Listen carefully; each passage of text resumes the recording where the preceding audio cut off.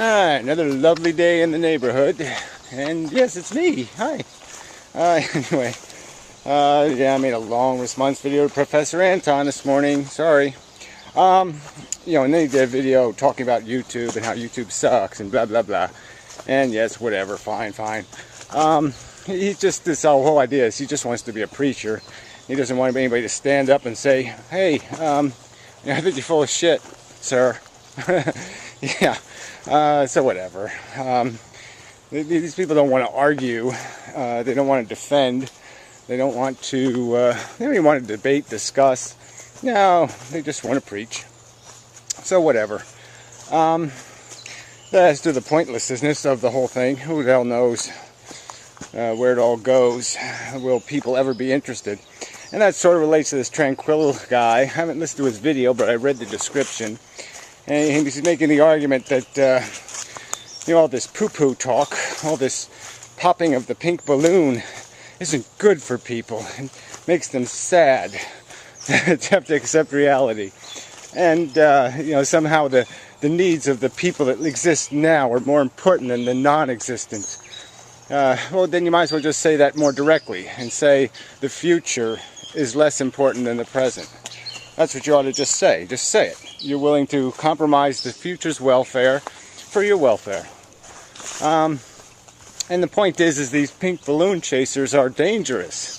They're not some harmless, we're just trying to be happy. We're minding our own business, trying to be happy. And Gary the poop is pooping on us. No, afraid not. That's not the context. They're creating the problem, which sort of relates to Conference Report's video, where he's like aghast at the very idea that people have children in completely preposterous circumstances. I mean, no possibility of anything close to a fairy tale existent for that child. There's just no chance. And they do it. And they probably don't even do it out of hope. They just do it because that's what they think they're there to do. And so it's just so pink balloon. It's so stupid. It's not even a pink balloon. It's just a balloon. And they're so retarded they'll chase anything. Anything that floats. It doesn't even have to be pink. It's like, they're so used to eating anything. A hunk of, goat shit. They'll chase anything. They'll do anything because they just don't know any better. They're too distracted, by their playing of the game to even come close to looking at the game. And so I'd argue to this Tranquility guy, and I'll probably argue it louder after I see his video, that this is just bullshit. There's a truth here, asshole. That's what we're attempting to argue, is the fucking truth. And the truth shouldn't be limited by what you think is good for people. That's bullshit. So that's quite irrelevant. Okay, it really is. Whether the truth makes people sad or not is really tough fucking shit.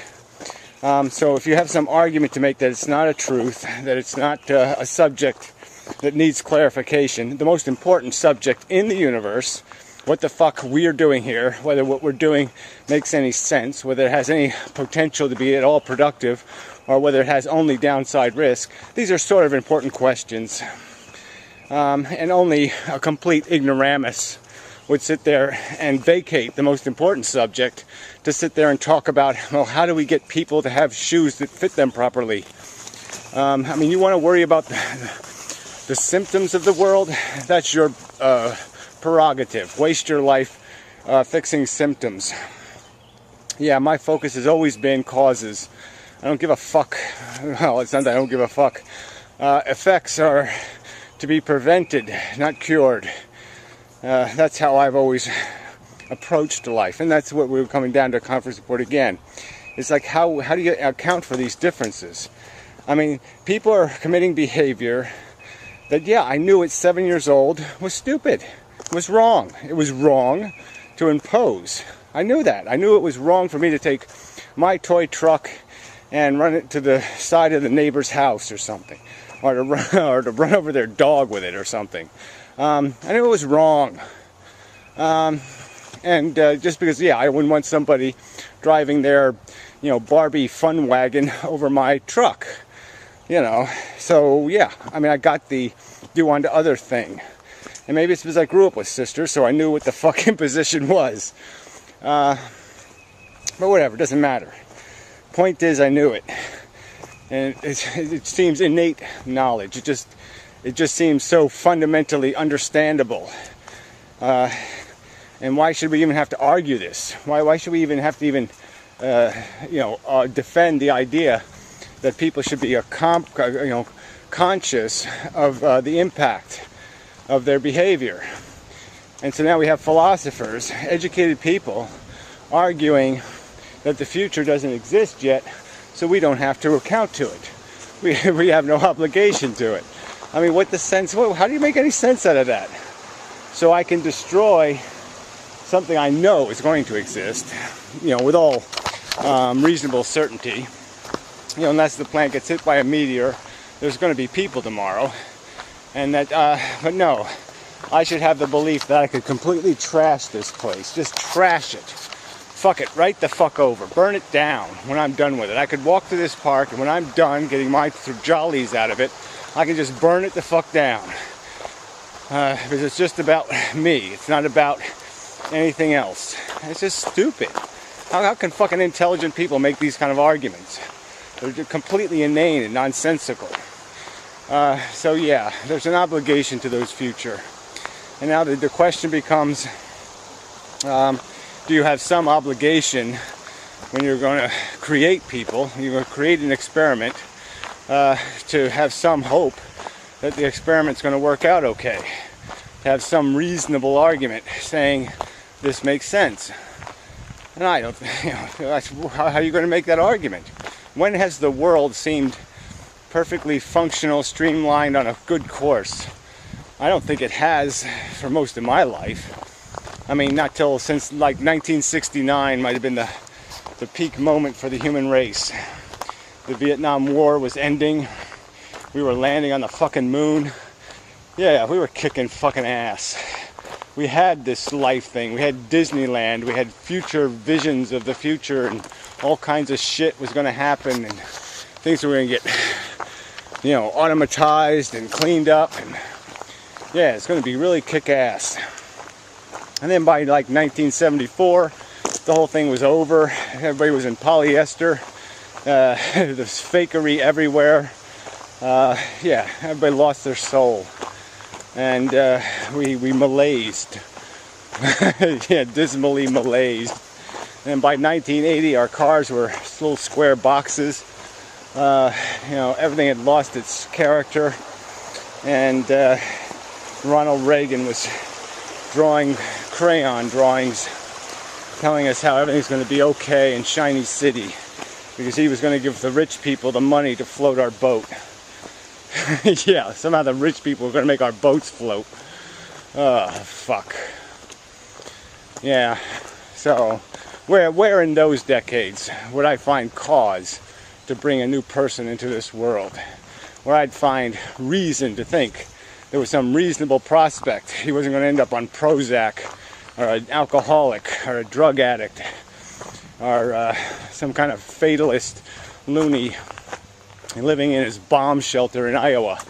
How the fuck did I have any kind of reasonable prospect that my kid would want to be part of corporate America? Sell fried chicken and make TV commercials that said, "We helped for Shake and Bake." I mean, yeah, I'd want my kid to do that. Yeah, I'd aspire that he'd have a good corporate job with the Shake and Bake Company. Fuck. So I don't know what you were thinking, people. I can't figure out what those nutballs in Nigeria or Nairobi or any of those other fucking hope I never get born there countries. Yeah, who the fuck knows what's in their fucking retarded, ignorant, stupid brains. But what the fuck's in the rest of your brains, you people? What are you aspiring to create here? What are you... Oh, my kids will grow up and fix the world. Yeah, it'll be fun. They'll love going to protests and getting, I don't know, maybe even shot on a college campus. Getting tear gassed by the Google tear gas company. No, fuck you. What a crock of shit. I mean, I just don't know how you can't look at your own lives and say, this is pretty well fucked. You know, I mean, shit. You always find out too late. And so much of what you held on to, so much of what made it make sense, you know, was bullshit. I mean, I always go back to the easy metaphors for myself. I mean, there was a time when I would look in the newspaper to see which baseball team was in first place. And I would actually watch a stupid game to see if my favorite player was going to hit a home run. And I gave a shit about that absolute crap. I mean, it was so embarrassing, I think back to it. And there was an earlier time in my life, you know, when there used to be this prime time soap opera on TV called Dallas. And I'd care to watch. I'd be like, oh, I can't wait for Friday night. Dallas is going to be on. I mean, it was insipid. I'd be sitting there at work, and you know, they played it at 2 in the morning on the Chicago channel or something, and we got that at work. And so I'd be sitting there at 2 o'clock at night, dead tired, watching fucking Dallas. What the fuck is that? It's insane. That's what it is. It's fucking insane. And I know it now. I can see it was just, you're caught up in it. You're addicted to it. I used to watch that with my grandmother and sort of marvel at it. Because she was this industrious workaholic. Always sewing, always cleaning, always moving. But man, when the middle of the day showed up and her stories were on TV, you know, General Hospital and One Life to Give or whatever the fuck it was, yeah, she'd be there. You know, she'd have to see who's gonna fuck who and, you know, who cheated on who. And it's all bullshit. Silly addictions. Needs with no fucking need attached to them whatsoever. Just complete unnecessary nonsense. That's what drives us. And so how can anybody in a rational state of mind say, oh, I'm going to create one of those? And especially when you look at the average douchebag. You know, and just say, oh fuck, what if my kid comes out average? Oh, I mean, God, what an embarrassment. You know, fat, dumpy, stupid, fanny packing, you know, I don't know, chit chatter. Yeah, I mean, fuck. Oh, cringe. So, whatever. So the point is that how do we make the argument? How do I tell my... See, I couldn't tell myself. The imposition argument, I can't understand not knowing that one. Because I always knew that one. I mean, I knew that one so early. I can't remember a time when I didn't know it.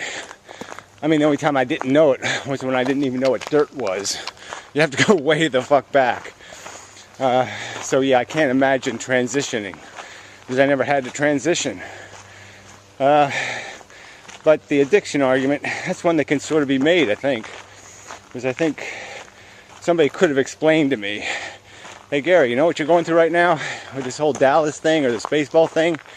That's called addiction. So you have a little bit of idol worship here. You've associated yourself with something. And now you're extending your own welfare into their welfare.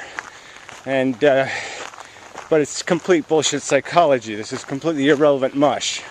This guy that you're worshiping isn't worth it anyway. Probably beats his wife. You know, and what's the point? So he wins. That means that other guy's going to lose. I mean, I know you don't like that other guy, but why don't you like him? It's probably just because he's opposed to him. It's probably not a good reason. So what's the point in it? What's the point in watching this travesty of I'm better than you? Why do you want to watch a competition that proves nothing, that demonstrates nothing, that accomplishes nothing? I mean, can't you find something better to do with your time, you butthead? And somebody, I think, could have made that argument to me, and I would have gotten it. I would have understood that, oh yeah, psychology. Yeah, I heard of that. Yeah, Yeah, okay, I sort of get, yeah, like I'm addicted to cigarettes. They could have made that metaphor and said, you know how you're addicted to them cigarettes even though they burn holes in your $400 suit? Well, you know, in the seat on your damn car, you know, remember that hole in the seat of your car? It really pissed you off? Well, yeah, it's the same stupid addiction. It's just a mechanism inside your brain that says, I need this. But you don't really need it. It's just a fucking illusion of value. The real value is in somebody else's comfort. Somebody else is in pain and you take them out of pain. Well, then you've accomplished something, jackass. If you prevent somebody's misery, then you've accomplished something, jackass. But watching this bullshit, that's failure, fella. I could have understood that, I think. I would hope so, anyway. So I'm going to keep making the argument. I think it's there to be made. What else? What other choice is there? We can fight with words, or we can fight with cruise missiles. I mean, the human race will decide, you know. But you know, there's got to be a fight, and there's got to be a resolution, because our values are incompatible. You know, and that's just not going to work. So the truth either wins, or we all fail with our lies, with our deceptions, with our bullshit, with our dogma, with our fairy tales. That's the way it's going to be. There really isn't a whole lot of choice here. The human race either starts growing up, or it's gonna die hard and ugly and slow and miserable. And I guess the only fun I'll have is saying "I told you so" at the world. I told you so. Yeah, have a little laugh, and then I'll point the gun in my brain and finish me off. You people are nuts. Crazy motherfuckers defending crazy stupid shit for crazy stupid reasons. Because you're crazy and stupid. The key word is stupid. It's all based on stupidity. I don't know what the future is. There's a future? What's a future? Doesn't exist now, right? So it's not my problem, is it? No. Yeah, really clever. Dog wants a piece of me, but he failed. Yeah, too bad he failed. Haha. Failure. Yeah, I'm better than you. Haha. Anyway, until next time.